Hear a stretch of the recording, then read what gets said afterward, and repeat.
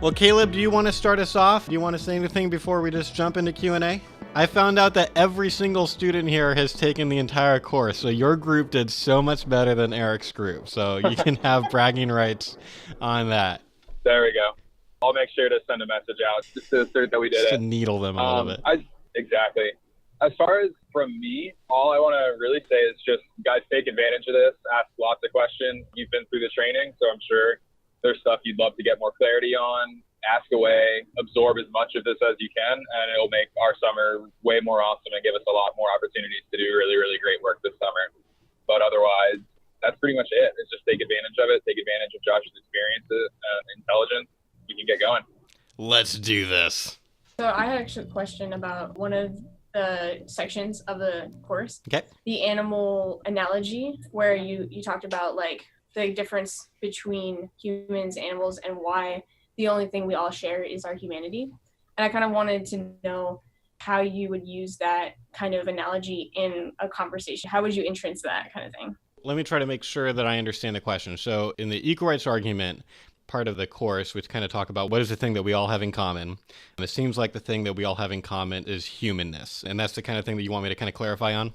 Yeah. And so there's something kind of interesting going on here. We are purposely being a little bit simplistic when we say the thing that we all have in common is humanness. And some of you are already like, yeah, I kind of worked that out on my own. We haven't been too public about this. I talked about this on a guy's pro-life podcast recently. So if you look up the fetal position, there's a guy named Elijah Thompson that has a pro-life podcast that he basically started because the first podcast way back when that I used to do called Life Report, once it ended, he kind of wanted like, there needs to be a pro-life podcast. So he kind of took the torch. And so he had me on. So you could find an episode of me where we talk about this for like an hour. I'll try to do a really summarized view of this. Well, it's really hard to do it summarized, but I'll get into that in a second. So the way I use this in conversation with 99% of pro-choice people, because it is the most helpful thing for 99% of pro-choice people, is to just say humanness and not get them distracted by going super advanced philosophically. I'm not trying to be misleading. I'm trying to be as helpful as I can to this person. What does this person need? And we've done some experimenting with how philosophical do we get when we start talking about our view. And what we found so far is that if you get super specific and philosophical, which like for me, I would think like that's going to be the most helpful thing. I love clarity and specificity in philosophy, but you can hit a threshold where it's actually not helping them unless they're like a philosophy professor or something like that. At that point, absolutely, I go top shelf with those guys. But for other people, you're trying to be helpful, but you end up not being helpful to them. It kind of just distracts them, and now they're trying to either understand the concepts or they're distracted by certain words you're using or whatever. So the way that I explain it in the, I think I told a story about talking to someone at either, it wouldn't have been UC Davis. There's probably someone at, I don't remember which story I told when we shot the course because that was like a year and a half ago. But I tell stories when I do talks of kind of like, here's like the 2-minute version that I do. And that's pretty consistent what I do there. The only difference is, do I give them my answer or do I just set up the problem and wait for them to answer? So here's what I would do if I'm only going up until my answer. I basically say something like this. I'm pro-life because I'm an open-minded person, and so I'm open-minded about all kinds of things, but there are things that I'm not very confident in. There's things that I'm very confident in my views on. There's almost nothing that I'm 100% sure of, like only my existence and 2 + 2 is 4 in a base 10 system. Those are the only 2 things that I'm actually 100% sure of. Everything else is on the spectrum of confidence for me. And so having said that, one of the things that I am the most confident in, that's not at 100%, is this idea that everyone that I can see right now has an equal right to life. And that's kind of interesting because there's all these differences, right? I always kind of make the joke. I see tall people and short people. I see some people who are really smart, some people who are trying their best. It sometimes gets a laugh, sometimes it doesn't. And, so there's all these differences. I'm trying to figure out, how do we explain equality? We all agree that we have at least an equal right to life. But how do we explain them when there's so many differences? It seems to me that we must all have something in common. There's got to be something that we all have equally. Once we figure out what that is, then we can ground equality. But I'm trying to figure out what that thing is. Why is it that we all have an equal right to life? All I know is it can't be something that comes in degrees. It cannot be something you can have more or less of. Or else you have the problem of bigger people are more valuable than short people, or smarter people are more valuable than dumb people. That's not obviously the right view. And so Can you help me think of what would be a rational explanation of people having an equal right to life, even though they all have these differences? And sometimes I'll just stop there and let them answer. Because then I'm talking less. I don't like doing long monologues. Kind of gets them engaged.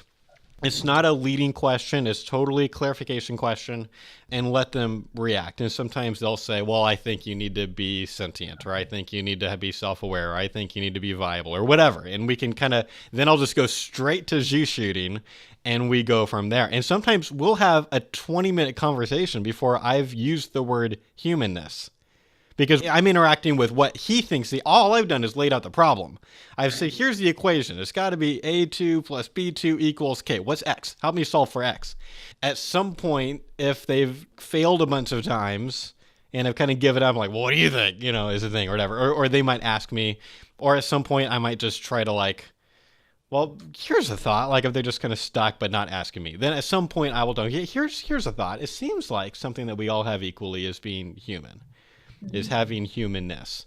So it seems like if humanness, and sometimes I'll even say something like, or something like humanness, is the thing that we all have in common, then that would explain a lot of data about the world around me. That would explain kind of most people's intuitions about some of these different cases we've been talking about. I think it makes more sense than all the things that you've brought up today, or that a lot of other pro-choice people that I've talked to have brought up. I've thought about like 30 or 40 different potential, there's a lot of different things people throw out. I just don't think they are all equally, they have equal explanatory power. They're not all equally good answers to the question. So I'm trying to figure out which of these answers not has zero problems. I think they all have areas where there's kind of uncomfortable results sometimes. I was trying to figure out which one is the most plausible, is the one that makes the most sense. I think this one, I think something like humanness is closer than what I hear from the vast majority of pro-choice people. And so that's the way I use it in the conversation. There's things they can say that will prompt me to go more philosophical. I think I'll just not go there unless we totally run out of time. Like if you want to hear something that gets more advanced, you can go to the Fetal Position podcast and listen to that. Although I will kind of warn you, at some point we are going to make training content on that material, except we've already figured out it can be done better than even the way I explained it. Like I was kind of giving let me peel the curtain back. Here's kind of what we're thinking right now. We've already done more work on it, and we've already abandoned a lot of, so it might actually not be that helpful for you to hear kind of an early, not perfect draft of this. But if you just can't help yourself, then you can go and find that. Again, for almost no one is that content going to be helpful. And that's why it wasn't a huge priority to get it recorded in front of a camera. I want it to be. We just didn't do it because we were not yet happy with the way we were answering certain questions. And we've been working on this a lot for, the last few years with some of the smartest people that we know. So we just really want to be really confident in the way that we're answering all of the questions before we shoot it in 4K. So yeah, and it's also very important because you're teaching other pro-lifers to use it, and maybe people who have never even known anything other than just the basics about pro-life stuff. Yeah. So that may just confuse them. It would have been this big hole if we came to believe that this is something you should talk to with half the pro-choice people. That would be a major gap or whatever. When we tested going all philosophical and found, oh, this works for almost nobody, there's well, it's okay for it not to be in the course right away. Let's figure out exactly what it ought to be. And then, we can help people help that 1%. And we're getting there. It's something we'll record in the next year for sure. But anyway. That'll be a big deal at the Christian music festivals because they'll probably be out for the whole Imago Day thing. Yeah.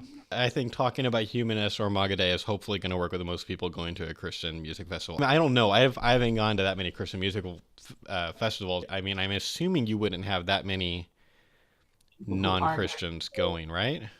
Yeah. You're pretty much talking to pro-life or pro-choice Christians. Mm-hmm. Yeah. But it may be helpful to also be able to explain to that person so that they can evangelize. Yeah, there's a great question you can ask people. If they're oh yeah, I'm totally pro-life, be cool. How would you explain your pro-life views to a non-Christian? Duh. It's I don't know. Psalm 139? No. Wrong answer.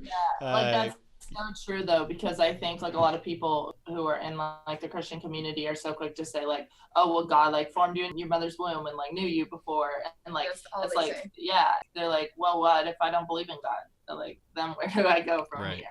Right. I think most young Christians at this point understand that if you're talking to a non-Christian, then starting with Bible verses is not going to be that persuasive. I've certainly met more older people than I would like to who have really objected to that idea, but that's not the norm. Bring a little bit of clarity just to like who we're going to be encountering at these festivals. It's going to be like 95% Christians, like you said, young people, and then their parents who are typically in the middle-aged range. And most of the people who are going to talk to us are going to be pro-life and either have no idea why they believe what they believe, except for they believe to their deathbed that the unborn are alive, or people who are pro-life with exceptions. And then there'll be a handful of people who will come up to the booth because a lot of youth groups use this as an outreach, where there'll be high schoolers who are not Christians and typically pro-choice in that case, because it's usually like, you know, a high schooler said, like, who's my most radical friend who would get reached through this metal concert? And that's who they bring. That's interesting. Yeah, so it's a little bit diverse. And so one of the big things that I advise everyone with is, like, you kind of see a trend, but you can never totally prejudge or know what to expect, which is the case everywhere. But it's really easy to lull into a sense of comfort at the Christian music festivals, because you kind of assume every interaction is going to be a positive one, where you just have to guide people, you know, deeper into their views to understand them better, to break down some of the misplaced sympathy, feelings and arguments and things like that. But you're still going to get somebody who's going to be vehemently pro-choice and go up to the booth and be like, I can't even believe that you guys are allowed to be here. Like, sure, you know, what you would see like on a college campus. So one thing worth considering, not only because you're going to actually have some atheists there who are, you know, dragged there by their friend who was told by a youth pastor, here's like this great opportunity, but also just because if we all agree it's true that the pro-life movement would be well served by learning how to talk about this issue without using Christianese, then it's good to set an example for how to do that. So if I'm there, what I might be doing if I'm trying to explain how I talk about abortion is I might do the equal rights argument, and just when I get to humanness, what I might say is, so I think the thing that we have in common is something like humanness. In the Bible, like this is where like the language of the image of God would come into play, and just for everyone else, just be humans. There's something special about humans. I would make it like this secondary, like I'm connecting the dots. Here's the language that I use, and this common ground. Like if you're trying to track with me, in your head, you might be thinking image of God to mean the same thing as I mean when I say human. So I wouldn't do it exactly like that, because when I say humanness and equal rights argument, I specifically mean something purely biological. I'm not using this as a term for person. So here's what I would do instead. I would say, so we're trying to figure out, why are humans valuable? When we talk about Jewish people, they're usually using the word person here. Valuable humans equals persons is usually the language used. For Christians, a lot of times they would say, just, are you made in the image of God or not? But obviously that's not going to be super helpful to talk to Jewish people. So we just use the language person, because that's what usually people mean. Or we might say someone with intrinsic value, or just, you know, just be really, really clear what we mean. I think the thing that we all have in common is being human, and I would just say humanness. And I wouldn't drop Imago Dei language there. I would just say humanness. And that gets to some of that more advanced philosophy stuff that I'm avoiding for now. Yeah. Mm-hmm. For sure. That makes sense. Yeah. Cool. Who's next? So it's like 40% of women who've taken some survey. I don't Yeah, remember exactly. the CareNet. I think it was a CareNet survey. Where- And they said that they had went to church, like 40% of them have been to church in like the last month or something like that. Got an Yeah. abortion. And they were in there for an abortion.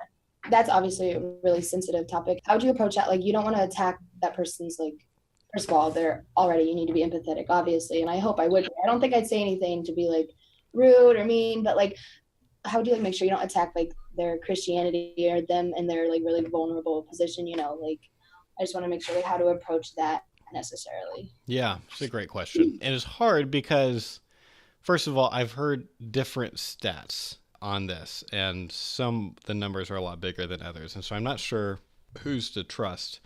But whether it's something more like 20% or something more like 40%, what that tells you is that a lot of the people that you see who are likely Christians, or at least self-identify as Christians, very well could be post-abortive. And that should absolutely affect the way you talk to people. I think the same thing at an outreach. Like, we shouldn't just assume we're just talking to philosophy nerds in a vacuum or something like that. Like, this is a real subject that really touches a lot of lives.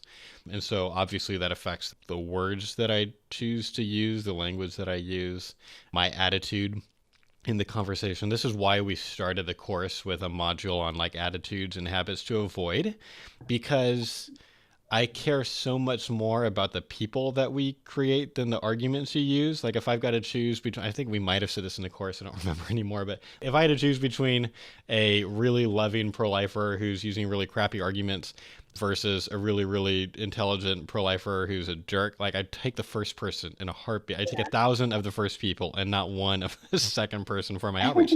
And there's a lot of reasons for that. That's what I care about. So are you ready to be Jesus to people who very well may have had at least one experience in an abortion facility with their feet in stirrups, having their baby killed? And this complicated thing where they may have been part of choosing that, or they might not have been. They may have been coerced. The boyfriend may have been involved in that, maybe not. The parents may have been involved, maybe not. The youth pastor or priest may have been involved, or maybe not. All of this stuff, like, you might be talking to people who are like wounded from this. I'm going to obviously be sensitive. I'll be looking for signs of people kind of signaling that they have a lot of hurt and baggage about this.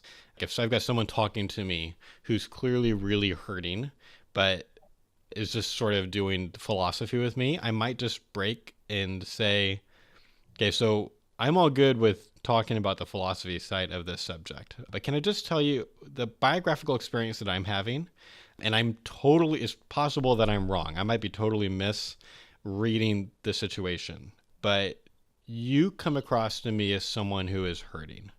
And I don't want to be Job's friends who just do philosophy for chapter after chapter after agonizing chapter with their friend who they should just be grieving with.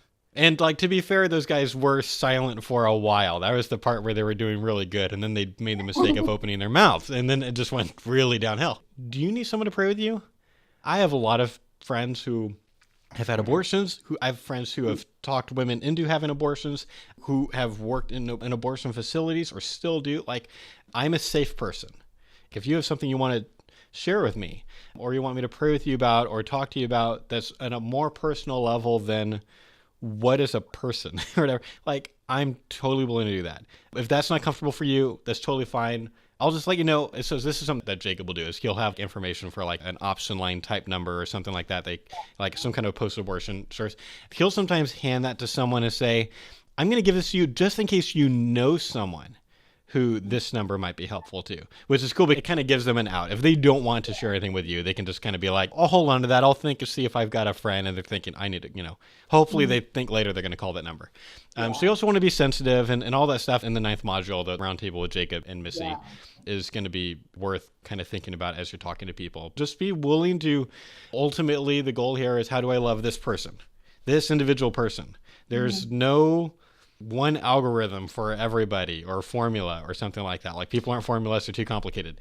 And that means your job on these tours is way more complicated than some people think. Some people just think you need to memorize 3 pro-life talking points and you're good to go. And it's way more complicated than that. Yeah, it's so much more relational. And like, I think that, I guess, like, I had an experience last night, which was a really strange experience. And it's like, I'm really glad that I got to talk to you today. But there is a gentleman who on my Facebook page had mentioned he's like super pro-choice and he's like a feminist and all this stuff. And like, he even is really hateful and mean toward me, like, because I'm pro-life. But he commented on his Facebook the other day, and like, I thought he was just being sarcastic, but he said, like, there was a miscarriage that happened with me, then does that make me an almost father? And then he was like, happy almost Father's Day. And like, people commented, and I thought he was just being like sarcastic about it, but like, people commented and were like, oh, we're so sorry for your loss. And so then I commented, and I was like, I'm so sorry, like, this has happened to you, like, do you need help? And like, I was like, are you okay? Or I first asked, like, are you okay? And he's like, no, I'm not. Wow. And I was like, what does that mean? Because like, how is he not okay? in the sense of like a miscarriage, even though he believes such strong things like about abortion. So like, how do you even begin to talk about that in a way that's like still compassionate, but like that you have the right to grieve your miscarriage? That's a really good question. I love the way you handle that, because like even in my mind, the way he wrote that sounded super snarky, pro-choice, jerky post stuff, like kind of like being satirical and making fun of the pro-lifers that would be like, oh, you guys are so stupid for thinking that life begins at conception. Like that's what I thought, and we were all wrong. That was great that you just kind of like sought for it. What is the most charitable version of this, and kind of react to that, and then let him prove me wrong if he's not being, if he's not talking about miscarriage. Keep in mind that there is at least one consistent reason for pro-choice people to still grieve a miscarriage. If they grieve a miscarriage, it's not usually going to be because they necessarily think that a baby died, right? They might not think it's a person, but for them, it's still this loss of potential. They had all these hopes for what was going to happen, and that just got pulled away. It might be that you totally doesn't think it's a person until birth, but you still like might be grieving this other thing, this loss of what he was hoping would happen and never came to be. He might never think it was like actually a valuable baby, but it was still like it was a potential person that was in development, and then that got cut off. So like certainly keep that in mind. I say that because I think a lot of pro-life people sometimes get confused about like, how could a pro-choice person think this? And it's like, oh, there's a way. Here's kind of one way to think. Oh, like that kind of thing. So keep that in mind. But it also could be that he's grieving because there's a part of him that knows that there's something more than just potential life or golden retriever life or something like that going on. And when I say golden retriever, what I mean is there's a lot of pro-choice people that don't think that the unborn is completely not valuable. They just don't think it's like you and me. They think it's something like a golden retriever. It's just somewhat valuable, not equal to the woman.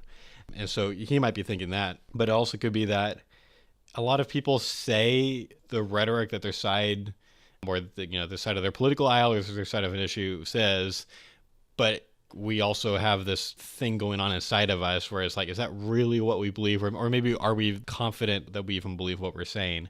It could be that there's some kind of an internal conflict going on for him. He also might be grieving because of how much his girlfriend is grieving. Our first pregnancy ended in miscarriage at 10 weeks. I don't want to say it wrecked my wife, because I think it's probably an overstatement. Like, she was functional and stuff, but we grieved a loss. Our baby died, It actually stole the joy of all of our future pregnancies, because all of our future pregnancies were just like waiting for something bad to happen, So the first 10 weeks of pregnancy, like now I know what like being happy about a pregnancy looks like, and we never experienced that again. And it was really, really hard for a really long time. And it's not like the pain is all gone. Certainly every anniversary of that death is marked on our calendars, and it's hard. But like as the guy, typically speaking, the guy doesn't suffer as much trauma as the woman. I don't want to be too general here. Certainly there can be exceptions. I think that's generally true, and I've talked to a lot of people who've suffered from miscarriages. So it could be that also part of what's going on is like he's suffering for her and trying to figure out how to be helpful to her, which is like, one of those common guy problems of like, how do you deal with a weeping woman? I'm sorry. We just melt as soon as a tear. And this is probably a lot. He's just like desperate to try to figure out how to help her too, and probably doesn't know. So like none of this is okay for him, but not sure what that means, like what he thinks about abortion and stuff. I'm not sure if I'm answering like any question that you actually asked. So let me like jump back to you, Nora. Like I know for sure, like I know what you're talking about. I like the idea of like maybe he's not grieving the fact that he lost a child, but the potential of a child, because I think I kind of have heard that before, and I've been so quick to think like, wait, what? Like, how can they grieve a miscarriage if they like had 2 abortions before and they didn't even want a child in the first place? Right. Yeah, I think that the other thing is just like knowing whether or not, I feel like he could find more comfort in talking to me than he could someone who was like on his side, because of the taboo of miscarriage and the things like we can't talk about that because it's like not anything to us. Right. Maybe him actually like opening up to me being pro-life is something that he otherwise couldn't open up to anyone else in his life. Certainly there are a lot of pro-choice people that are very unempathetic about miscarriage, especially if they care a lot about the abortion issue. they're like a pro-choice advocate, they tend to be the worst people to talk to about miscarriage, because for them, they've got this agenda of, I want to make sure people aren't even acting like this is a valuable thing going on. And so they're going to be the ones to be like, it wasn't a baby. Like, what's the big deal? Whatever. You had a mole, like your mole came off or your tooth came out, like that kind of thing, because there's an agenda going on. Similarly, like a lot of pro-life people kind of jump on people for using words that they feel like are, hurting the cause. Like, they'll say like, you should never use the word choice, or you should never use the word fetus or something like that. That's not the camp that I'm in. I don't think it matters as much as some people think it does. I think language does matter somewhat, but I think a lot of times we can be really weird about the way that we use words because we're trying to use the most pro-lifey words that we can or whatever. And so I try to use neutral language when I'm talking to pro-choice people, at least in the beginning of the conversation. So you very well could be right. You might be the one person in his life that he could actually talk to about his grief, to someone who will love him and listen to him and be there for him, that he might not get from the people on his side of the issue. And that could be a very important thing for him down the road. It's not like all the loving people in my life, I have to agree with all the positions that they have on things, but it's certainly how I think God wants us to be. I think he wants us to be this light. We can show love to people regardless of whether they change their mind about something or whatever. We're just going to be loving to them and do the best we can to love them, and regardless of what happens. And if you're doing that, that matters so much more than you being really sharp on utilitarian responses or whatever. There's one comment that I would make just from experience with some of my friends who've gone through basically the same situation where they were pro-choice, had a miscarriage. He had an experience that could be radically challenging what he believes. He could, you don't want to jump to those kinds of things and start trying to use it as a tool because it'll immediately shut him down. Yeah. But our experiences often trump things that we can logically think, whether that's like the best way to be or not, or whatever, that's a whole other conversation. But he, at this point, is probably not thinking, oh, this is making me pro-life, but he's thinking like, this was a loss. And like maybe yesterday I never would have thought it would be a loss, but like I know that I lost something.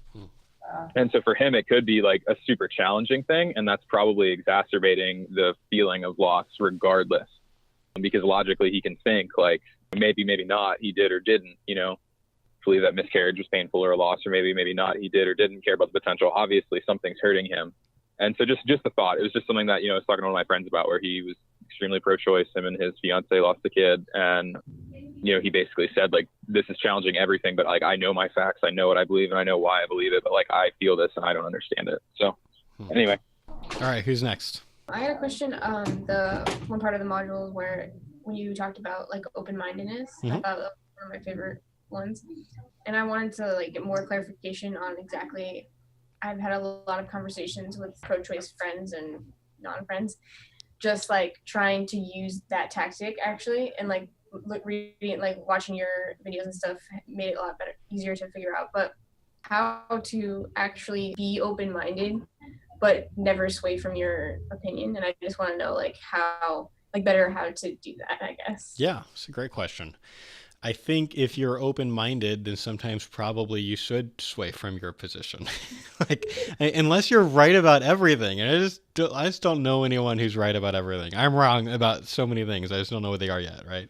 My argument is not pro-lifers should all be open-minded so we can like give this good example of open-mindedness, but then other people are the only ones that should change because they're the ones that are wrong. You're easily wrong about all kinds of things and you have no idea right now. And hopefully open-mindedness makes it possible for you to find out what those things are. What open-mindedness looks like in my life, we talked about this on a recent course podcast. We're kind of doing more stuff on confirmation bias. It affects how much I read things on stuff that like I disagree with. At least, at this point, I'm not coming from this position, but I'm going to take some time and I'm going to read a thoughtful thing that's hopefully a lengthy and a good, treatment of the issue from a thoughtful person who thinks differently, so I can reevaluate, what do I think about this? So what do I take in? It's like I'm listening to a lot of Sam Harris right now. Sam Harris is one of I think the most thoughtful atheists that I'm aware of. He might not be the most philosophically rigorous atheist, but he's thoughtful. I don't know exactly what category to put on here because I think thoughtfulness can be multiple different things. I need to figure out some good specific language to explain what he is and what he isn't. But I've probably listened to like 30 or 40 or maybe even 50 hours of Sam Harris in the last couple of months, more than anything else I've listened to.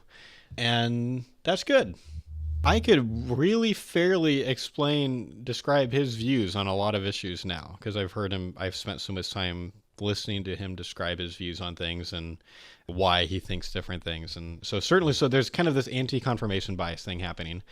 And it affects me to take what my experience is, my personal experience is, that I'm taking that information and it's just going to be different, which means listening to Sam Harris is more uncomfortable for me than a closed-minded Christian who's just listening to it being like, it's a bunch of garbage, like that kind of thing. I'm like, is there something here that I just haven't thought about before?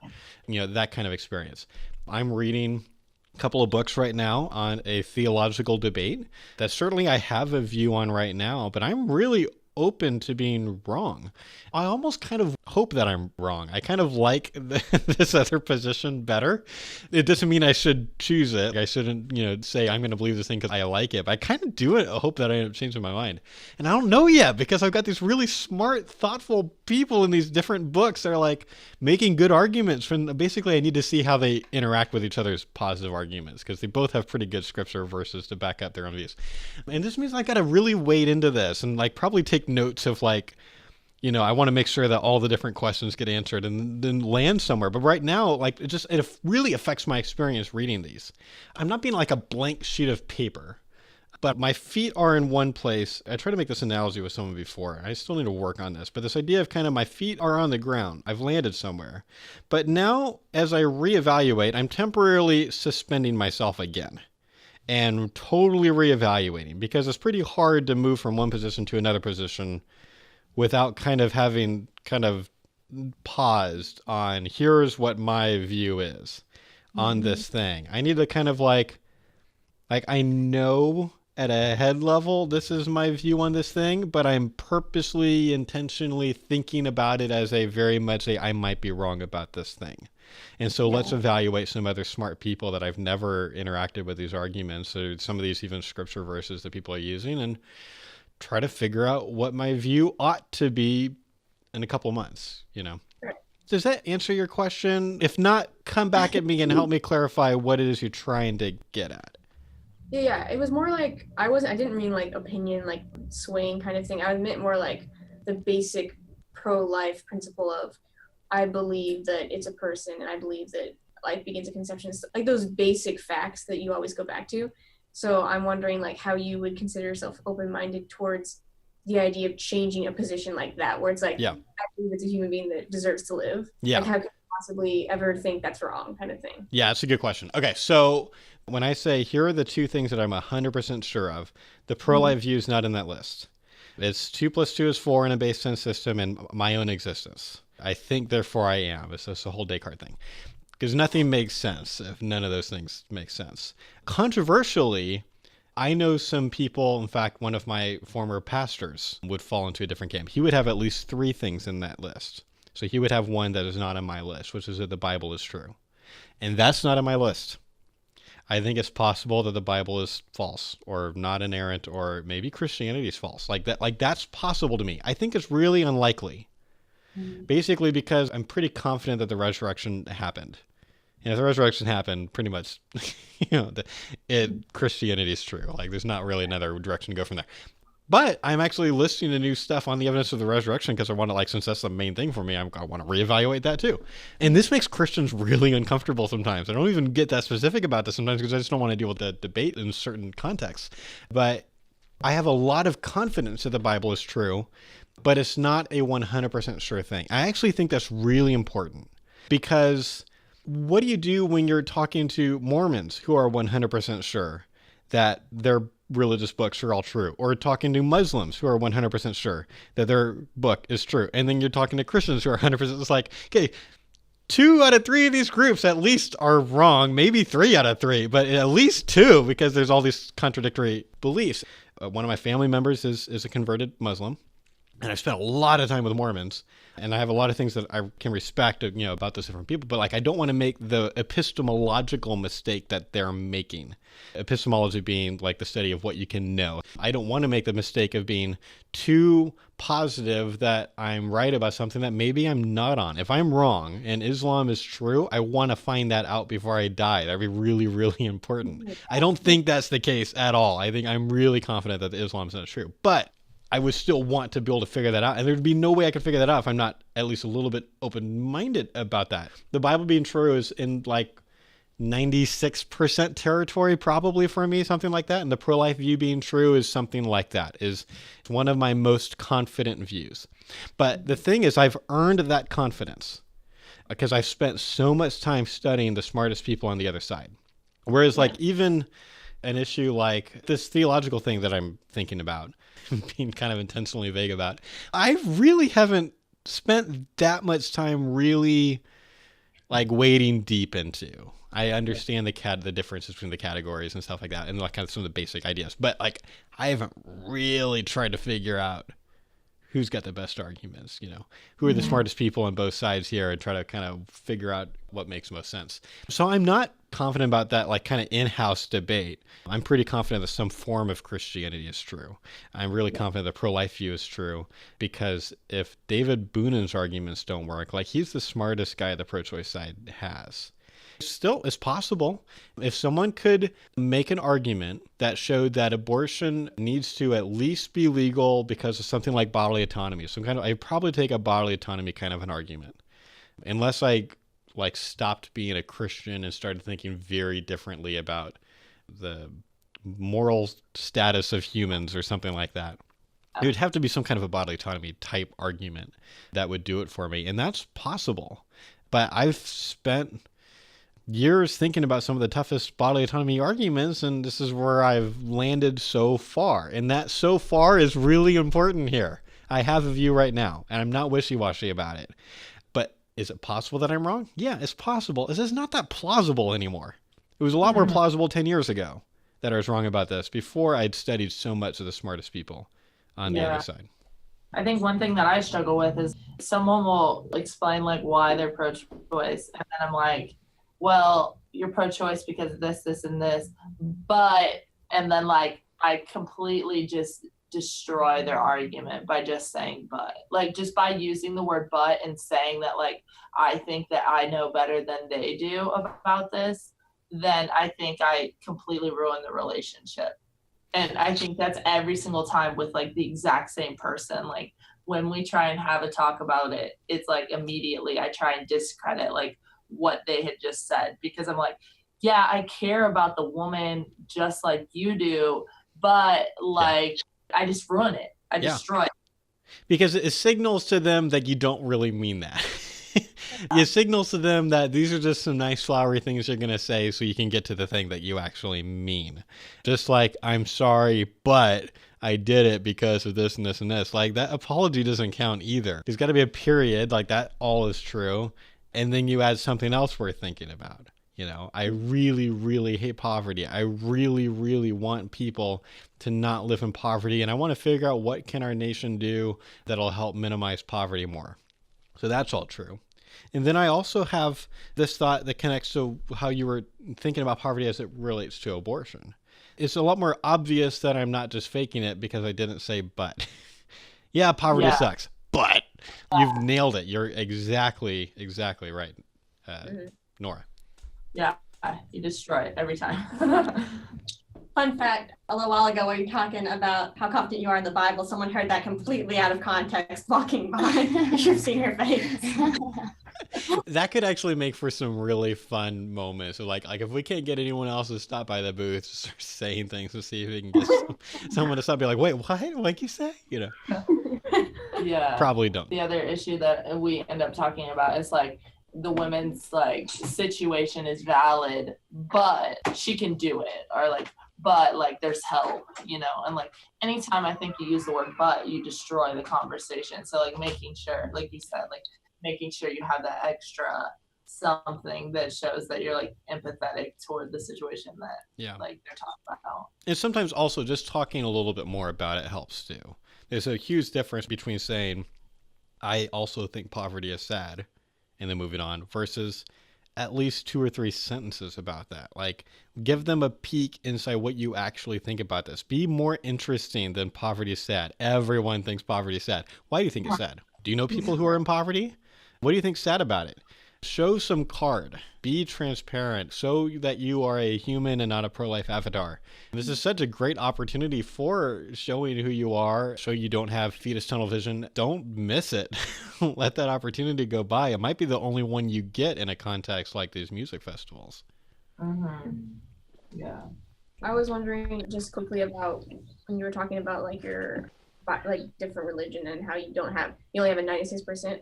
I want to know like what your thoughts are on the idea of like the difference between confidence and faith, because I know you use the word confidence a lot, and like what you would say, just like what the difference is for you. Yeah, that's a great question. I don't think I've ever been asked that. And so I'm probably going to butcher this a little bit. Like there's certainly Christian apologists who are trying that could explain, like give a tighter definition of faith than I could. But I think faith has a lot to do with trust. Greg Kokel at Stand to Reason did this analogy about what faith is in reference to being like at an airport. That was pretty good. Like he shows up at the airport, you know, believing all of the facts that he believes about the safety of flying, like it's safer than driving and all those things. Like he has all that head knowledge. But there's still something a little bit different that happens when he actually steps his foot onto that plane. That's faith. And so for me, I am very confident that some form of Christianity is true. The big questions that I have a lot more to do with the in-house debates. How to think about free will and sovereignty, and what does God know about, you know, the actions that free agents are going to do in the future. And, you know, there's all these like internal theological questions that I find fascinating and actually I think are really important questions when processing, you know, the problem of evil and the problem of suffering. And, you know, there's a lot of, try not to get like too uncomfortably personal here, but there's a lot of suffering going on in my family right now. And so like that prompts me to try to figure out, like, I really need to figure out how to understand what God's like emotional process is about all of this. Right. Because I think I'm really confident that the picture that I have of God is at least somewhat wrong. And I really want it to be right. And the more accurate it is, the better it's going to be for me and for my experience and for me to teach my kids and all of that. So I have a lot of motivation right now to figure the stuff out that used to just be academic debates. Other people suffering. And I can, you know, I'm pretty happy with the answer I have right now. And then suddenly I begin suffering a lot in the last, you know, month or two. And it's like, now I'm not as happy as I was about the answers that I had. And I really need to figure this stuff out. And now I'm getting books, and this has been really helpful to me, even though I still haven't landed somewhere. Just the fact that I'm reading this stuff is interestingly helpful to me. Yeah. Trying to get back to your actual question, I am really confident that the resurrection happened. And so some form of Christianity is true. I know someone who is moving from Protestantism into Eastern Orthodoxy. Maybe he's right. Maybe Eastern Orthodoxy is the true original church that, you know, Jesus or Peter founded, you know. And if that's true, it would be better for me to become Eastern Orthodox and believe more true things, but it's probably not devastatingly bad for me to remain a Protestant or for Catholics to be Catholic. Like, there's some wrong views in this mix here, right? Because there's some differences, but like some of them don't matter that much. Some of them I think matter. I think like the Calvinism, like Arminian distinction actually really, really does matter. And it's good for people to think well about that topic. But then there's other things like, should we do communion every week or every month? And should we use grape juice or wine? Or like, this really, really, I don't think doesn't matter that much. So we just spend more time trying to think about the stuff that really does matter. Because of all that, I'm still getting around to the answer to your question. Because of all of that, I still have reason to put my faith, my trust in Christ, even though I know with confidence that I don't have all the right views about who Christ is and how he works. I think it is a really important theological truth that the thing that matters most to God is not us having a set of right beliefs about him. Like, that is not the thing that matters to him. What matters to him is that we try to become more like him and that we go and love others really well. Someone could be, a really, really loving Christian and be just completely backwards on like all the theological questions. And like, I think God's more excited about that follower than he is, someone who just studies theology all the time and never goes out and loves his neighbor, which is the side that I tend to fall on. Like, I'm not the extreme end of that spectrum, but easily if I'm going to end up off kilter, it's going to be that I'm way more interested in studying than going out and loving difficult people, like that kind of thing. And so I need to know that about myself and be checking every once in a while, okay, how am I doing on loving my neighbor, whether that's literal physical neighbor, the guy who lives over there, or, this kind of broader definition. So I have faith, and that would only change if I came to believe something like the resurrection didn't happen. Like if suddenly I came to believe that Islam is true, or I just came to believe that Christianity was false, then suddenly it would be kind of like getting off that plane. Like, I'm not putting my trust in this, I'm stepping away. I just think that's really, really, really unlikely as a thing, but it's at least possible. Like, it's got to be at least a tiny bit possible, but very implausible, basically, at this point. I think the faith would be like that 4%, but that 4% is actually like huge to the whole 100%, Mm-hmm. Like the unknown is that, but it's like what you're just trusting in, God and stuff like that. I think the same things like with the pro-life stuff, and like when Angelique was saying, how do you change your view that like that killing another human being is like wrong or something like that? Like, no, like I don't think in like directly we're not gonna like change that. And if you did, that would be really drastic. Like you said, like with the church, the little details, the little things like are what could like change our like overall view of like why we believe what we do about it. Yeah. And keep in mind that faith is not a blind trust. When you step onto that plane, you're not doing it as like an insane person. Like, we have no idea. Like, I just saw the pilot walk on like drunk out of his mind.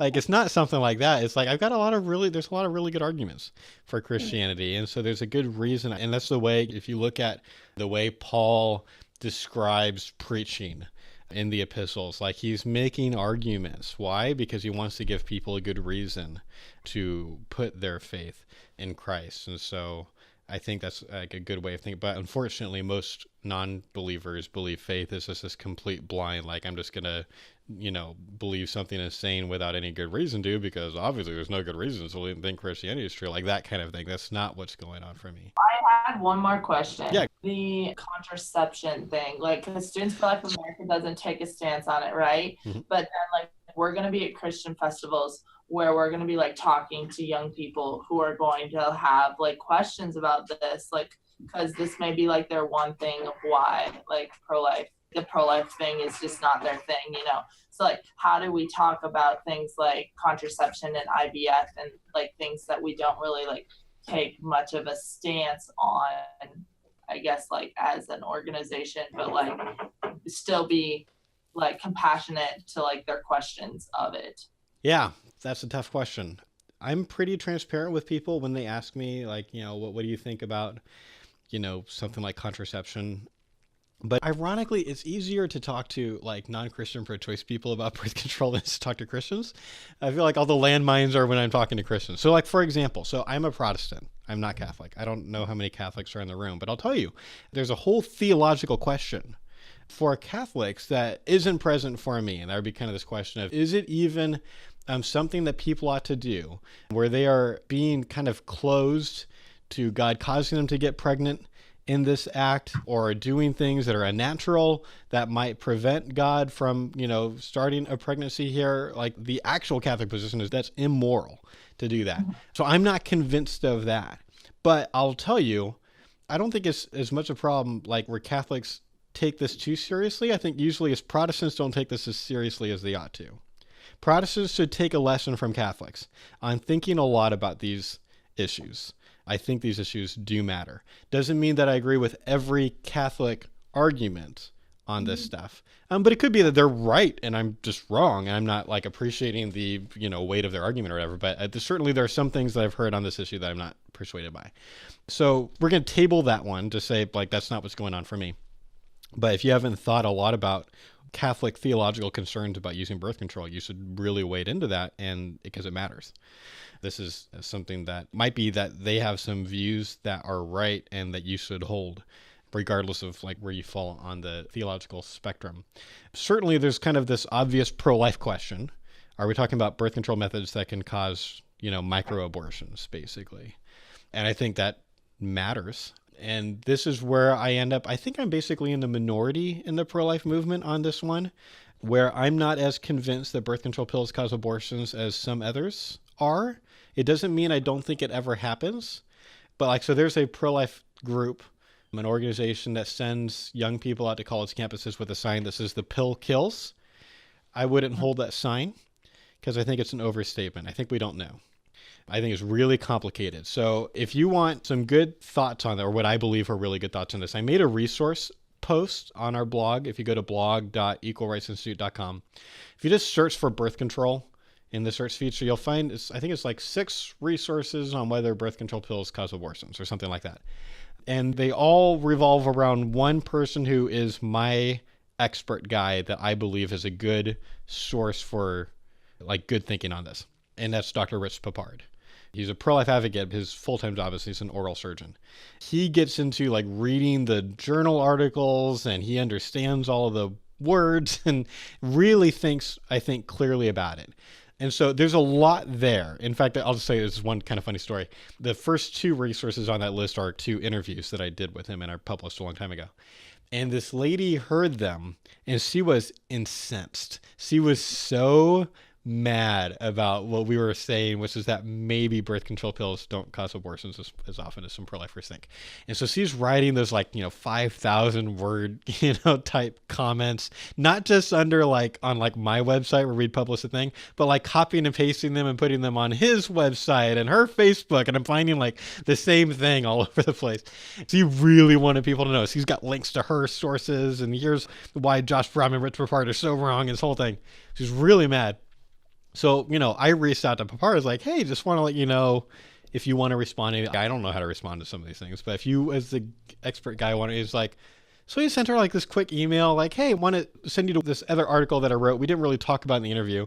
Now I wish I had, because she read that one piece and she did a complete 180. She edited all of her comments. I'm so sorry. I was so wrong. I want everyone publicly to know that I was wrong. I've changed my mind. I didn't understand this thing. So that's one of those resources. I was number 3 or 4 or something like that. But I think it's important to think clearly about this stuff.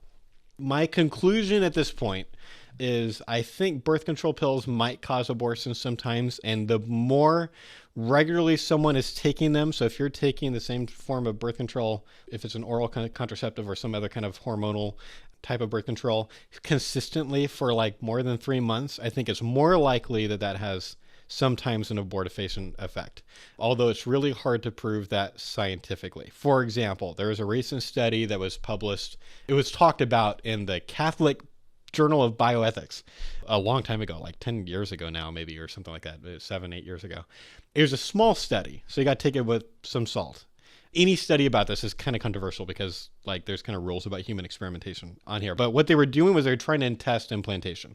Just in case there's anyone that doesn't know, the big debate here is, do birth control pills cause the lining of the uterus, the endometrium, to become thinner and or harder as a cause and effect kind of a thing? Which if it does, then the problem would be if an embryo does, if life begins, right? Which we know sometimes life can begin when people are on birth control, because there are people who get pregnant when they're on birth control. So we know it's called a breakthrough ovulation.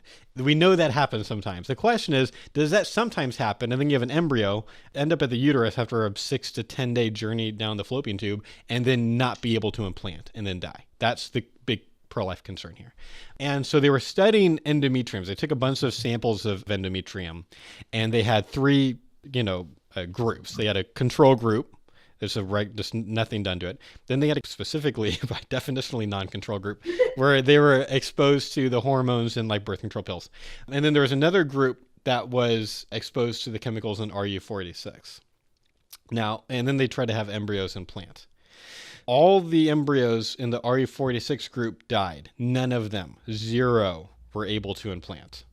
But the difference between implantation rates between the control group and the birth control pill hormone group were statistically irrelevant. It was basically the same. And they're suggesting that maybe the hormones and birth control pills might not cause as much of this bad effect as we thought, longer ago when we were looking at older studies.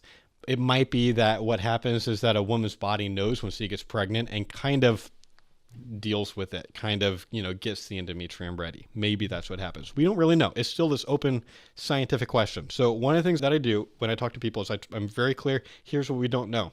The science is still out. We do not know definitively what's going on. But given that I think we still have good enough reasons to think that this might happen, I am not advising people to use hormonal birth control pills. So I got married young. I was 22 when I got married. So in my group of friends growing up, I was one of the first to get married, which means that for the next 10 years, I had a lot of people come into my life, like right before they were getting married, asking me a lot of interesting questions. And what people should do about birth control is kind of one of the more common ones. And so I'm kind of always like, here's what we know, but you should go study this on your own. You should talk to a pastor or a priest about it. You should pray a lot about it. You should think a lot about it and then make a decision. It's a conscious decision in the end because of how much we don't know. But my wife and I didn't use hormonal birth control just because we didn't want to end up figuring out, because some new scientific study came out in 10 years that proved that we were wrong this whole time. That would be a bummer. It wouldn't be like we sinned, like we did the best we could with the information that we had, but it would still be a really sad thing to find out. So we didn't. But I don't think, necessarily all my friends who are using birth control pills, given what we know, are necessarily sinning. Plan B comes up a lot in these discussions. I'm not currently convinced that Plan B does anything. I think it's effectively a placebo, and that's based on a friend of mine who did a lot of research on this, and his research suggests that if a woman has unprotected sex and then takes Plan B the next day, there is no one day on a normal woman's cycle that she could have those two things happen and have Plan B actually have an effect on preventing pregnancy. Either simultaneously on the same day, she would have had to take it. Yeah. Once again, so if you were talking to him, then he could clarify. I don't know if he's considered that case or not. I'm not convinced Plan B does much of anything. I think it's more likely that being on the same form of birth control for months and months, I think it's more likely that, because you've been on it for so long, that could have this effect on the endometrium. Does it actually happen, or does a woman's body sometimes, kind of solve the problem if she does get pregnant? I don't know. And so my focus is on abortion, where we know that babies are being killed, and they're being killed on purpose. And it's a lot easier to convince pro-choice people that we shouldn't purposely kill babies than it is to convince them we should take out all the birth control pills. It's I'm starting with the easier, thing, and the thing that we know a lot more about. And I hope that we know more. I think it does matter. I want us to know more. And I don't even know how they could do the tests, but I would love it if God just came down and said, I want you guys to know some things about the things that you're not very clear on. Here's all the things that you're confused about. And one of those could be birth control methods. That'd be awesome. I don't think he's going to do it, but that would be, I would love that. That's kind of where I'm at on some of that. And just the last thing I'll say about that, there's also wisdom questions. Now, regardless of, even for Protestants, they should be asking about what they're going to do if they're married. So, birth control pills, some people say, this is a carcinogen that could, theoretically cause, be a higher rate of cancer later. Okay, that's a wisdom question. Does that mean maybe even if it's not morally wrong to take it, maybe I don't want to be putting this chemical in my body? Or for some women, not all, but some women, birth control pills or certain birth control pills can cause them to have a really low sex drive. That's a certainly relevant question to be asking if you're going to be in married life. We should, keep separate the moral questions versus the wisdom questions, the pragmatic questions. And I think the other thing was the contraception. We were also talking about IVF. So that's something that else is going to be asked to us. So what do you know anything about that? Yeah. In detail? Instead of us having to go and try and find it or relieve or anything like that. So as a non-Catholic, I'm not inherently opposed to IVF, but I am opposed to the way it's usually done.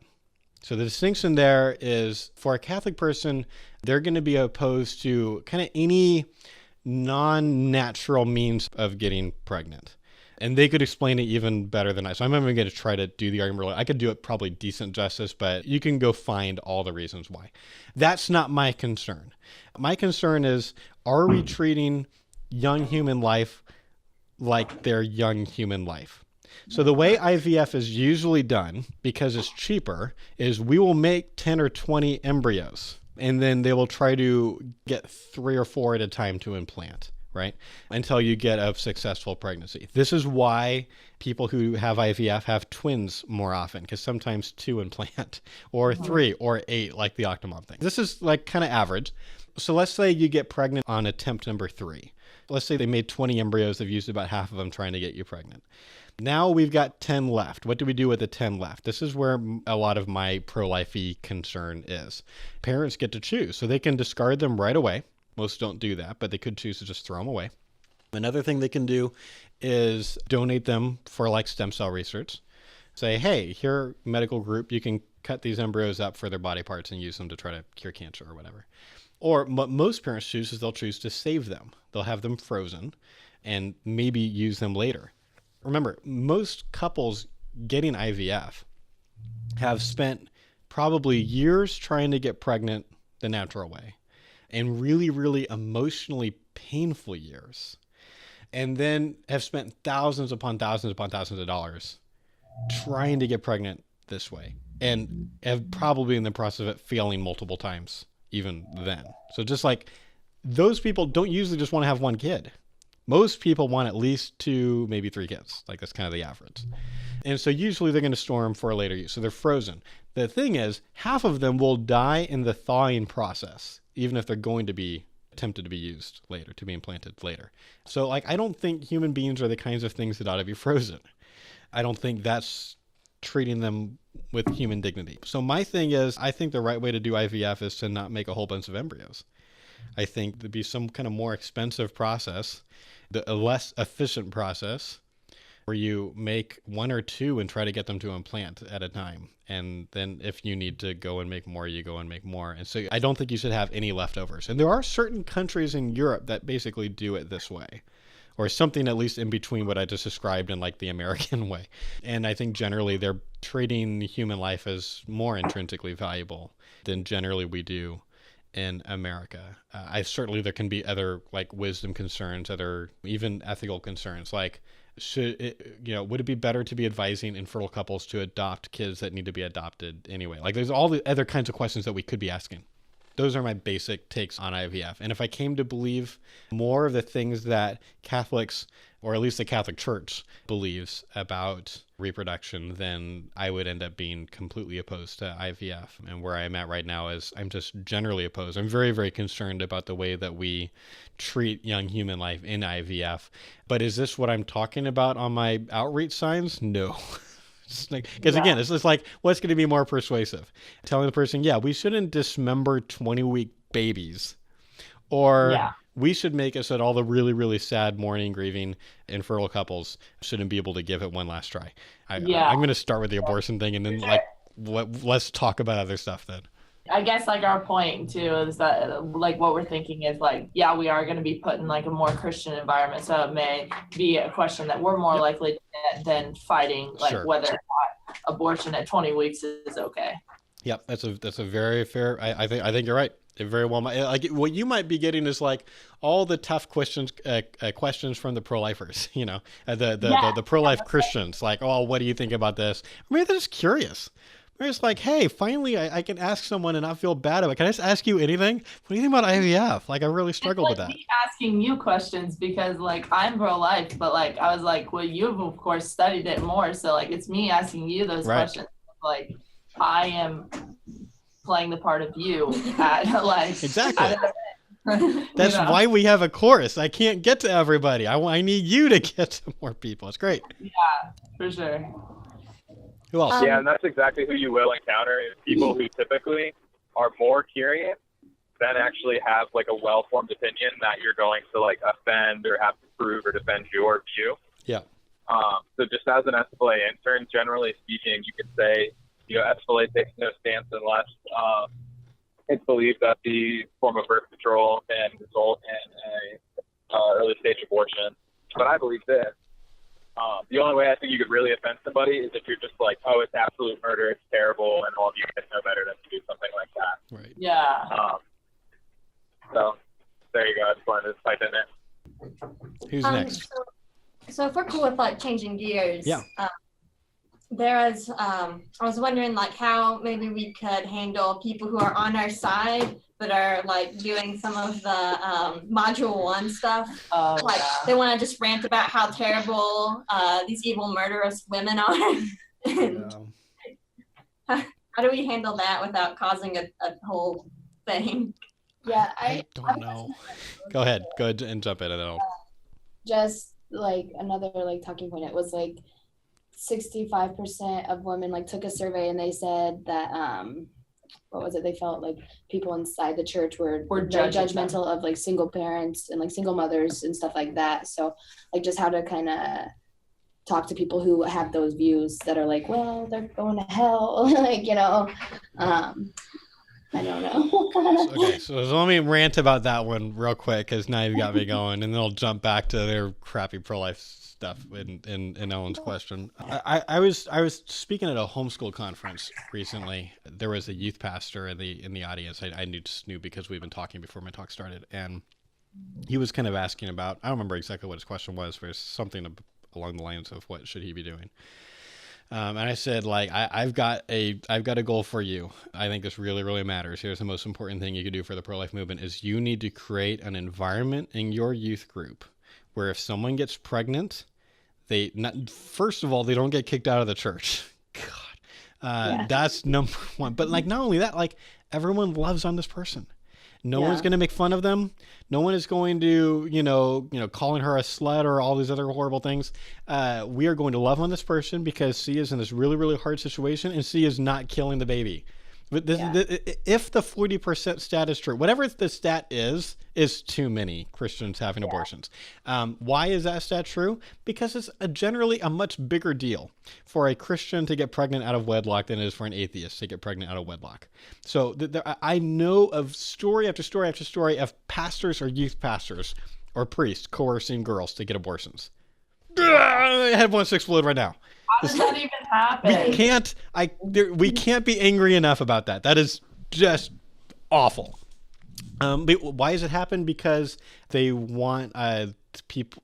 So for the pastor, they're trying to be protective of their church. Like the worst level, the worst end of this is they just don't want the tithes to leave. They don't want people to leave the church, and then the tithes go and makes life harder for them. At some better version that's like image, concerned about an image or whatever. Like sometimes it's their daughter who got pregnant, like the whole pastor's kid thing. I think for a lot of youth pastors, they're afraid of what's going to happen. Like, are suddenly the parents of all the quote unquote good kids going to like pull their kids out because they think this is like this dangerous place where kids are sneaking off in other rooms and having sex all the time, and like all these things or it's just like thought of as okay. Like, hey, the fact that you haven't branded this girl with a scarlet letter P for promiscuous or whatever proves that this is not a safe place for my kids to be. And it's like, no, we have to make it a safe place for unborn children to be, which means that we need to celebrate. Like, we don't say that it's okay to have premarital sex, but like it is way okay. It's okay to be pregnant out of wedlock. Her pregnancy is not immoral. It's how she got pregnant is where people have the problem, but she's being pregnant and having a baby. She's got a baby now. There's life there. That's awesome. So let's all share. Let's have a baby shower for her. So you need to go and foster that attitude into your church. You got to make sure your pastor is on board and everyone in church leadership is on board. Got to get your youth leaders on board. Like this is what you should go and do because you're going to have people getting pregnant in your youth group. I'm sorry. This is what's going to happen. And so get ready because this is life or death. Like this really, really matters. Okay. So that's that. Bad pro-life stuff. I'm still trying to figure out what to do about unhelpful pro-life activities. I've tried multiple. So like one thing I'm trying to do is lead by example. Sometimes the pro-life people that end up being convinced to do things differently is not because they felt like I was preaching at them, but just because they saw something in me or my team that they found attractive. This happens when I talk about like relational apologetics. On stage. We'll talk about like what it's like to be friends with pro-choice people and see them change over a period of years. And also have people walk up and be like, I've never thought about that before, but that sounds really attractive. There's a part of me that just feels like I should just be able to like preach about how obviously important this is. And here's my different arguments for why we ought to do it. But that's not usually a thing that really changes people. It's stories. This is why I still tell stories about what this is like, because it's that where people start, like putting themselves kind of in my shoes a little bit and kind of think about what would it be like if they did this in their life. So that's one, is try to live by example. So obviously another thing we do is sometimes we just teach what we think people ought to be doing. We spend a lot more time teaching what people ought to do than what they should not do. So talking about being open-minded certainly has not won me a lot of friends in the pro-life movement. But I think better to explain what open-mindedness is and why we ought to do that than talk about why closed-mindedness is so bad. Like it's sort of, and that might not be the best example because they sort of really go hand in hand.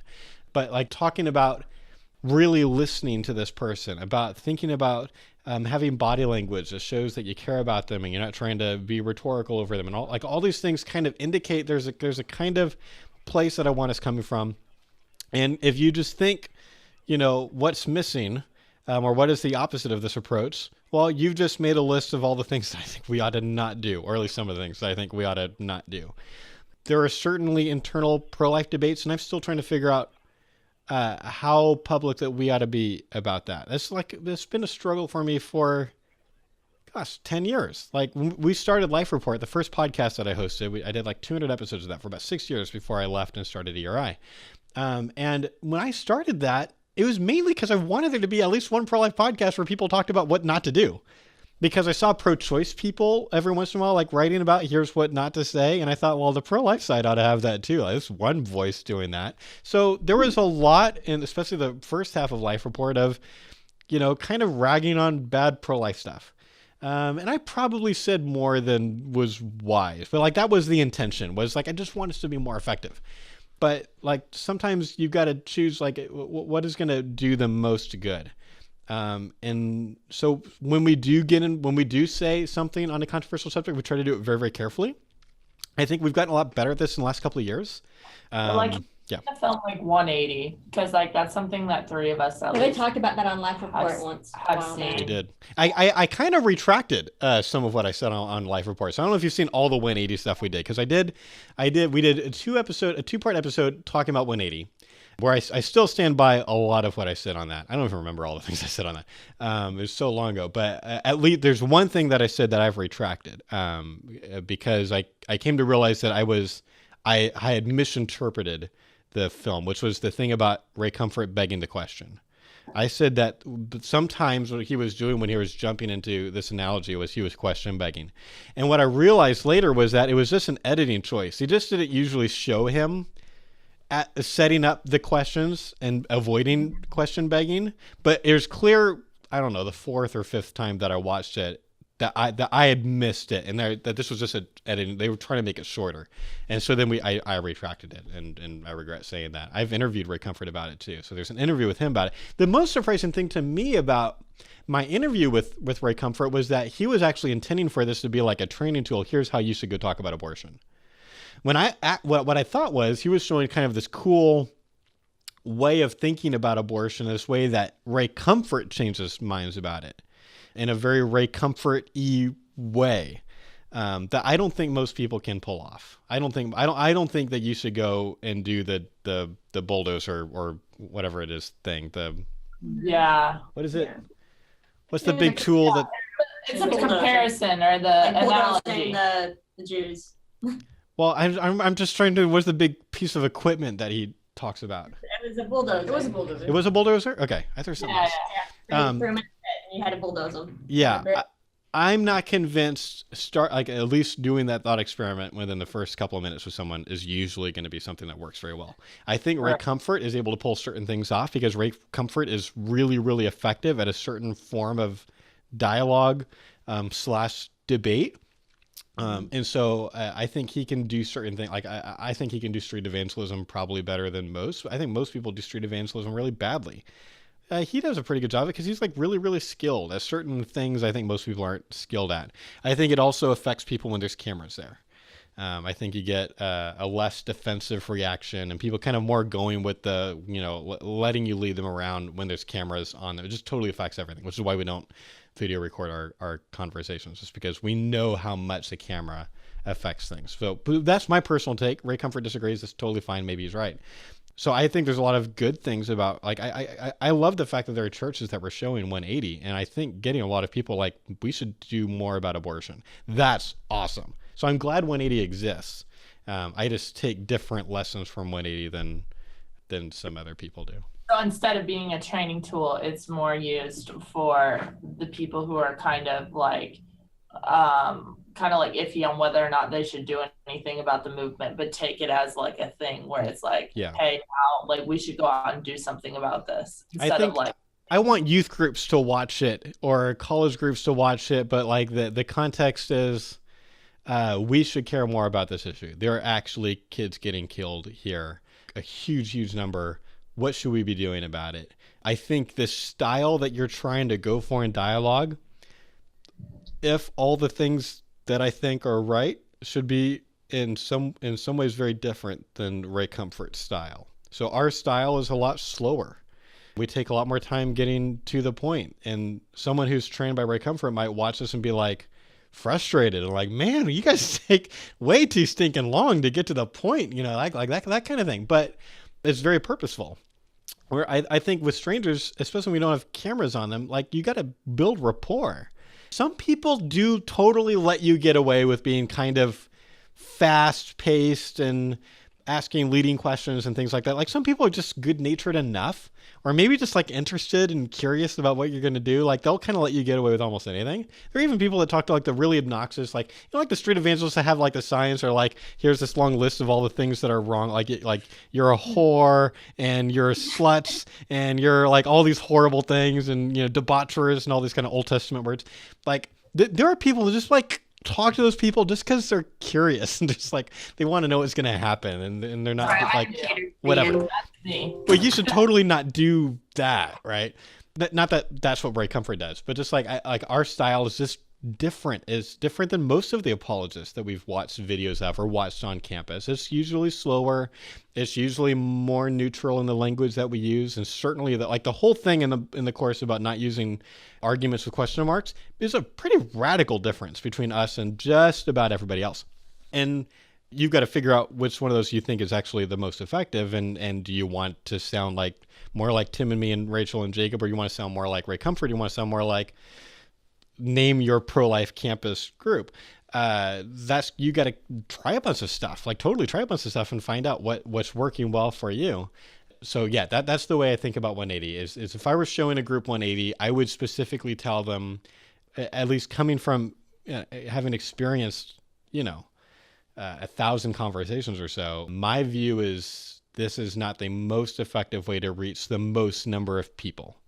There are some people that this works with, but that's not going to be the majority. So we got to figure out like what's going to be the most helpful to the most people. I know that sounds really utilitarian, but like what is the easiest way to connect with the most people, and kind of start at least from that place. And then if things happen, I've told the story before of, I've typically got this kind of slow approach to dialogue, but then there's this guy at Fresno State University that kind of stepped by the JFA exhibit that I was at, and I was like, hey, you want to talk about abortion? And he was like, I've got to go to class like right now, it's on the other side of campus. And I was like, can I walk with you? He was like, sure. And then we walked quickly, like we're both tall guys, so we're like both like really, really quick, like fast walking, and did the most fast-paced abortion debate I've ever been part of. It was just really quick, rat-a-tat-tat, no questions, no common ground, just argument versus argument versus argument versus argument until he got to class. It was like, thanks, that was really interesting, and left. Like that was like an interesting case where I knew what was going to be helpful to this person is not going to be helpful to most, and I adjusted for him. Yeah. I just want to back up a little bit because this has been really great, but I think we've kind of gone past what I was originally trying to get at. Sorry, it's probably my fault. What were you originally trying to get at? Like, not so much like the big controversies, but like, I mean, at least I don't think it should be controversial that like we shouldn't call post-abortive women selfish whores. Like trying to do some outreach and some recruiting on my campus. Like people come up and just rant about how post-abortive women are selfish and Being from the South. Yeah, see, I'm from the South. That might be my problem. Yeah. I live in Charlotte right now. I'm tracking. I'm with you. How do you deal with pro-life people who kind of have like the way that they talk is just kind of this intrinsically offensive way of talking? Yeah, because like I wanted to say something, but like I wasn't really sure how to do it because I was pretty sure mostly agree, but it was this language. Yeah, I think there's gonna be some context. It's gonna depend like. Do I know this person really well? How, like, am I ever going to see this person again? If I'm like on a college campus and doing an outreach, and some person walks by and starts saying things like that, one, it's going to what I do is going to depend on whether or not there's a pro-choice person there or not. If there's a pro-choice person there, and like this person's kind of being rude, interrupting our conversation, I'll actually like stand up for the pro-choice person, and like I'm not going to like belittle or something like that. I'm not going to be like mean, but I'll say something like, I think it's really offensive. I know a lot of women who have had abortions and not for like purely selfish reasons or like it's more complicated. I don't think you understand how complicated this is, and kind of stand up for the person and like that. And the mean Christian person is probably going to be like, oh, and just like leave and storm off. And you're such a snowflake, Josh. Yeah, they'll be like, yeah, it's just stupid snowflake millennial pro-lifers. Can't believe like, and just like walk. And God's going to have to send. I'm sorry. Right. The door is blowing open. And God's going to have to send someone else to that person if, it's not going to be me. But like I was able to help, like this probably really helped my conversation, if anything else. Yeah. But if like sometimes, you're in an outreach and it's just like empty, like it's like empty, like classes are going on and you're just like standing around talking, to pro-life shop with pro-lifers. And if someone walked by at that point, it was just like, oh man, good luck talking to all the slutty, selfish pro-choice, women, like that kind of thing. I think I would give it a shot. I would be like, just maybe God has brought this person in my life for a reason, and I'm gonna give it a shot. Just because, like, what do I have to lose? Like, either I'm not gonna say anything and she's gonna leave, like, in this place with this awful attitude, or I'm gonna try and she's still gonna leave with the awful attitude. Like, I don't think I'm gonna make it worse. And so I'd probably be like, I'm really interested in figuring out how to save the most lives, because so many babies are being killed here. Like I might even like adopt a little bit of the language that season, like so many babies being murdered, or like that kind of thing, just like a little bit common ground or something. Like I'm interested in, like, can you help me figure out, like, do you have like 5 minutes? I'm trying to figure out what is going to save the most lives. Like, can we sit down? I want to ask you a couple questions. Like, all right, and then I was just saying, like, so I've been trying to think about like the language that we use around pro-choice people. I'm trying to figure out like what's going to be helpful, because like obviously we don't want to be wishy-washy about the truth, right? Oh yeah, I definitely don't want to do that. Like, we don't want to, just be snowflakes or whatever, But then like there's this side where, where Paul, I probably start using like biblical stuff. I'd be like, like Paul was talking about being all things to all people. Like he'd be, like to the Jew, he would kind of, be more Jewish, and to the Gentile, and thinking about like the, affecting the way he acts and talks based on loving the people around him. Like I'm trying to figure out, what do you think is going to be the most helpful I'm talking to pro-choice people today. Do you think it'd be helpful for me to talk the way you were talking when you walked up? Or is that just something that you do when there's no pro-choice people around? Like something like that. There might be like even cleverer question or something like that. But I try to ask some kind of a question that's attempting to get her thinking about the right things. Probably just something like that, and just see what happens. There's an article I wrote. I've taken it off the blog because it's too different from like what we usually blog about, but I did write an article about dealing with some really awful street evangelists or kind of open air preachers at Fresno State one time, where that sign with the list, like that's a true story. And I ended up like interacting with them a couple times, like real, like I sat down with them trying to like persuade them that just doesn't work. And it was just a really, really frustrating experience because they could not hear anything that I had to say. But I gave it my best. I think I'm glad I did. I'm glad I tried. And then we ended up just like basically counter preaching. My friend Gabby ended up doing ended up getting on this big thing and got louder than them about the importance of 1 Corinthians 13 and love and respecting each other and common ground and questions. And it was awesome. And that worked a lot more effectively than we drew the crowd and got to have dialogues about stuff. But anyway, I I would do my best to like get this person thinking about that. So like, but there might be other contexts where you would do something different. You might I'd try, like if you know the person, could you try to like invite them to get coffee with you? Like, can I take you out to like, probably not Starbucks, or probably like boycotting Starbucks, but like, can we take you out to like some Christian coffee place? I'll buy you coffee. I'm trying to learn how to save a lot of lives about abortion, and you clearly have thought a lot about abortion, and I'm trying to talk to a big variety of pro-lifers. And I haven't talked to very many pro-life people that talk the way you do. I'm kind of interested in seeing if there's anything I would be learning or picking up from what you do. Can I just spend some time? And in that case, if I'm sitting down with them, I'm going to take more time to get to the harder questions there, and try to do a lot of common ground, and just indicate to them, like, when I'm talking about showing card, like some of the card I'm showing is, I really care about saving babies. It's not just like I want people to like me. I'm not just trying to, get a bunch of likes on Facebook. Like, I'm really trying to figure out what's going to work here. Clearly not every method is going to be equally effective, right? So do you have thoughts on what's going to be the most effective way for pro-life people to talk about this issue? And just see what they say. So it's more of a clarification question than a leading question. The other one was a little bit more leading. But you can take more time. And then at some point, like if she's like, yeah, you got to be really careful about being gracious and blah, blah, blah. I think I agree with that. I'm a little bit surprised that you said that, because I don't know if you realize, but like one time I heard you call post-abortive women like they're all selfish, and like that came across to me like I was a little bit concerned. Like what if there are post-abortive people hearing that? Like, a lot of Christians are post-abortive, and like I'm helping understand kind of the way you think about these different things. I just try to have a conversation. I wouldn't do a big Facebook debate with them. Been there, done that. I would if I'm going to try to engage them not in person, it's going to be an email or Facebook PM thing. I'm not going to do it in front of other people, because then they're trying to save face and they're caring about the way they look to other people, and other people are getting involved, making the thread confusing, and it doesn't work as well. I'm going to get them one-on-one no matter what. And you just got to kind of pick your battles. What are the battles worth fighting? And at some point you might try, but I've cut bait quickly. You don't have to, you're not obligated to spend as much time as possible with every person that's willing to talk to you either. So you got to kind of weigh those things. Probably got time for like one other question, and then we got to go. I know Caleb had something. Caleb, jump in. Yeah, so just the only thing, and we've kind of like walked around it, but I guess just like your personal opinion more than anything, is just we're a group of diverse Christian believers going to music festivals that are going to have like an entire range of belief systems and things like that.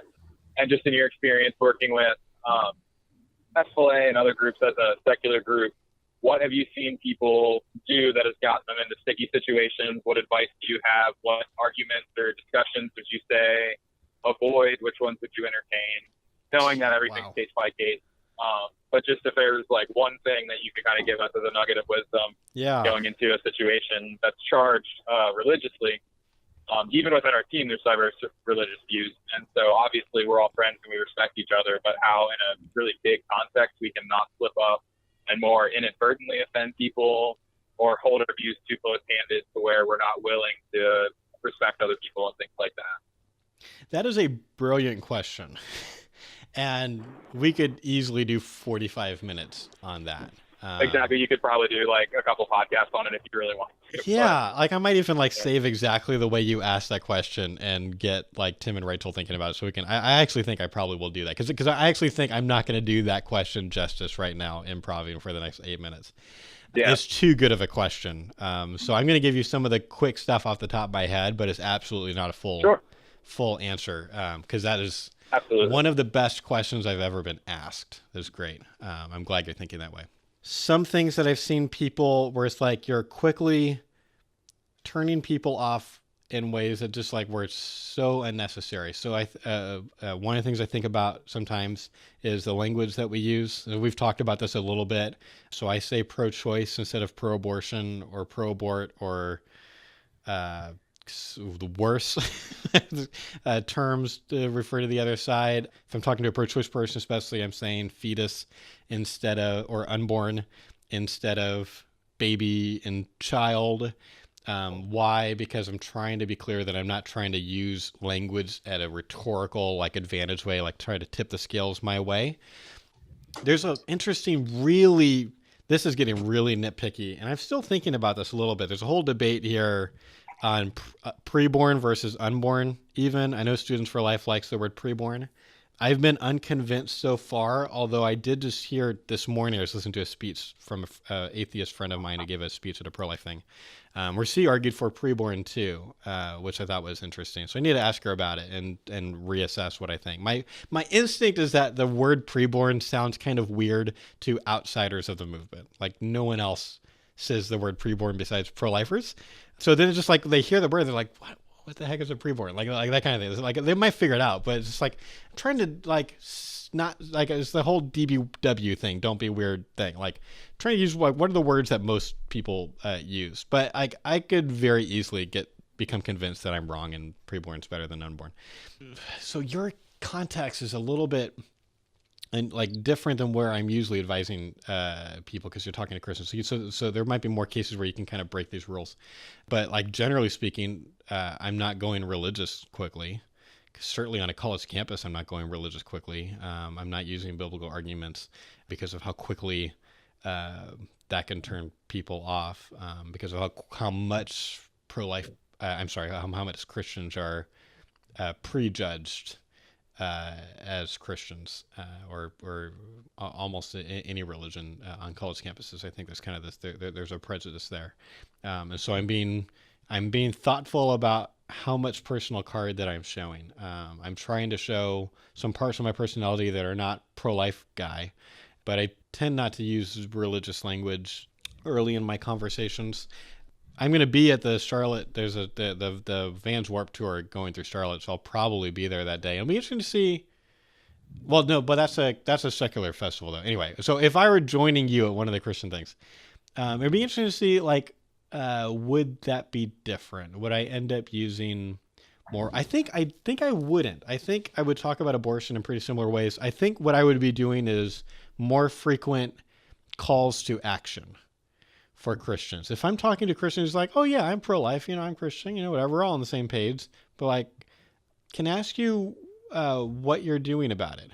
Or do you plan on doing anything about this? Like there's this like issue where, we both presumably think 3,000 kids are being killed every day. That seems like a pretty big deal. Have you ever thought about maybe doing more about it? Or I guess that would be two presumptions. First, I need to ask, what are you doing about it right now? Maybe they're like the Students for Life leader at their campus or whatever.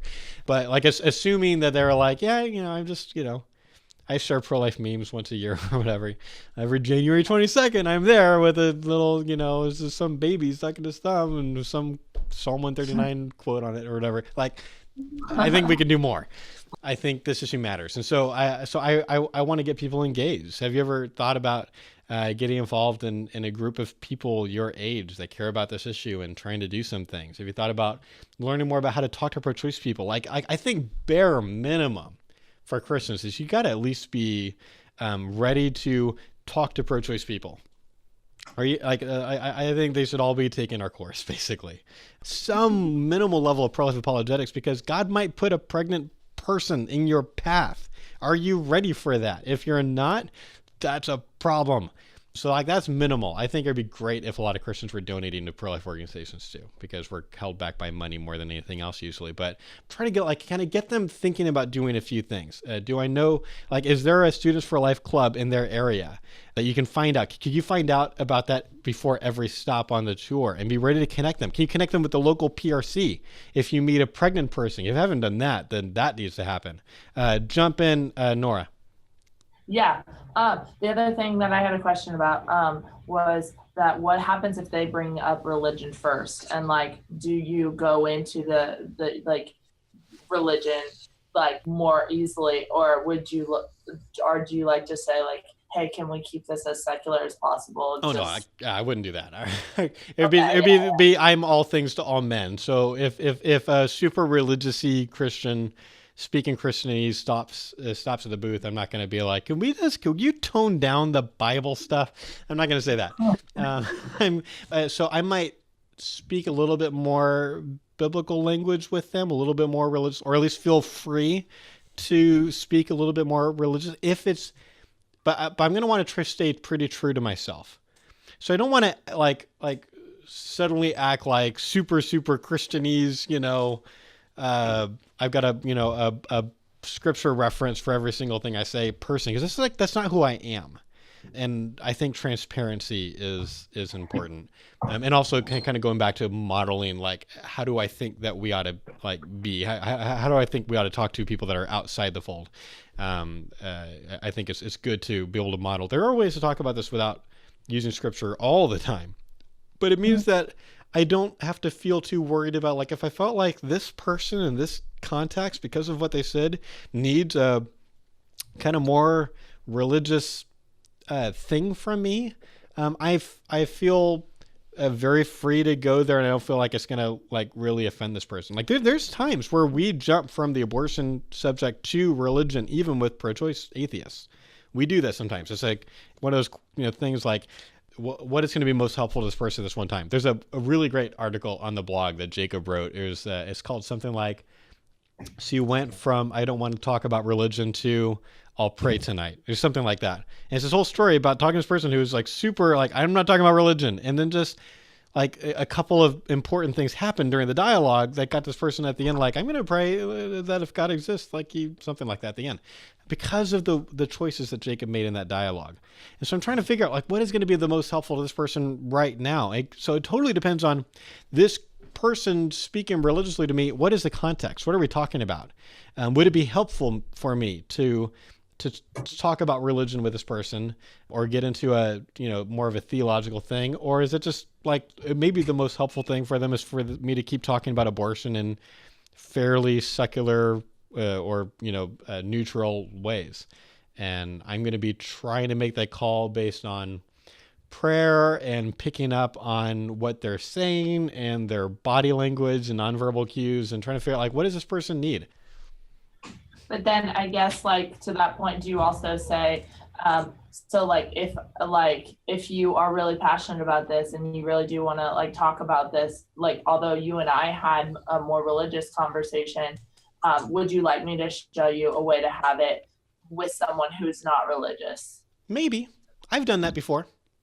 I don't do that every time, because sometimes what'll happen, there's certain topics that people can be kind of hypersensitive about, where it's I need to build more rapport before going there. And that's because usually we need more time to get there. So if I'm thinking this person is going to completely write me off because I decided to be open about my thoughts about kind of what kind of language is most helpful with pro-choice atheists in our first meeting, I'll save that for later and try and do more common grounding, more rapport building stuff, especially if I think we're going to be able to spend more time together in the future. If I've only got this one shot, I might take my shot. But remember, that still might be the wrong call, because it could be that the best person to take that shot is the other pro-lifer God puts in that person's path, who is going to have 5 meetings with them, and on the 5th meeting can say, hey, I was thinking maybe not jumping to Psalm 139 right in the beginning of premise 1 of your pro-life argument might be better. And that person might hear that from that person more than they would you. But certainly, I have definitely had conversations with people before where it's kind of I'm picking up on something. Can I share with you? I thought I might be wrong, but and I'm interested in your thoughts about it, but here's a thought I have, and going there. It kind of a lot of times depends on how open-minded I feel like they are. And you can pick up on open-minded people pretty quickly, generally speaking. It's not always true, but we have a word that we use sometimes where we kind of talk about open-minded ease. Open-minded people often speak, they speak differently. They use phrases like, I might be wrong, a lot more often than closed-minded people. Closed-minded people don't say that, even accidentally. They don't think they're wrong. But you're going to hear me, I've probably made open-minded ease qualifications at least 7 times in the last 2 hours. It doesn't take long to hear that. And that's good. It's good for us to be purposeful about that. And if this person's speaking open-minded ease, I've got more kind of intrinsic permission, or I can probably get away with more with trying to challenge the open-minded person and challenge the closed-minded person. I don't challenge closed-minded people very often because I don't really know what the point is. I'm just going to make them mad and probably make them more closed to my view. I think my hope is going to be they become more closed-minded, and or maybe if they become really close with someone. I think maybe if you're really, really close, you've got a lot of rapport, and they think that everything you say is amazing, and they're kind of closed-minded, you might be able to pull something off, and you might be the causal effect of them becoming more open-minded.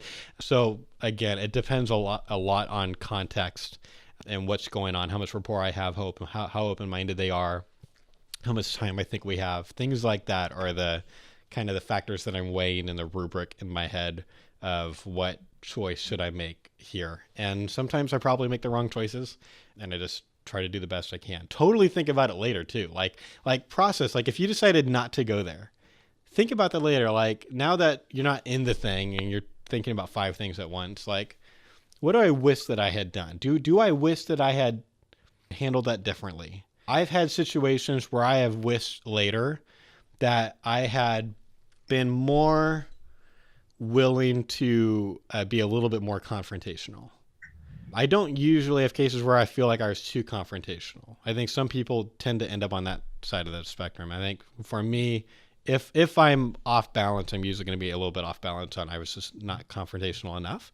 And so I know that about myself, which means that I'm making choices sometimes. I'm choosing to be a little bit more confrontational than I'm naturally comfortable with. Think of it like if you're flying a plane and you're trying to land it and you're close, but you're not quite on. You don't want to radically, tip the wings to the left. You're going to be like way off.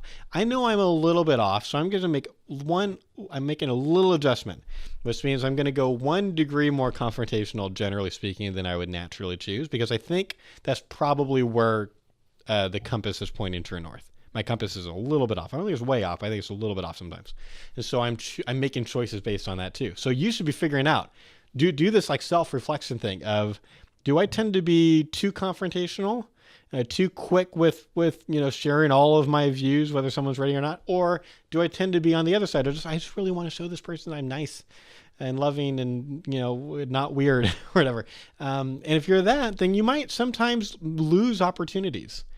There are people that remember a conversation years and years and years later just because someone said something kind of confrontational and pushy at the end. It took kind of some guts to say. And so I've told people to their face in times like, what you just said was grossly offensive. That is not my natural thing to say, but I've said that to people because I think that's the thing they need to hear more than the thing that's the conversation I want to have or whatever. You know what I mean?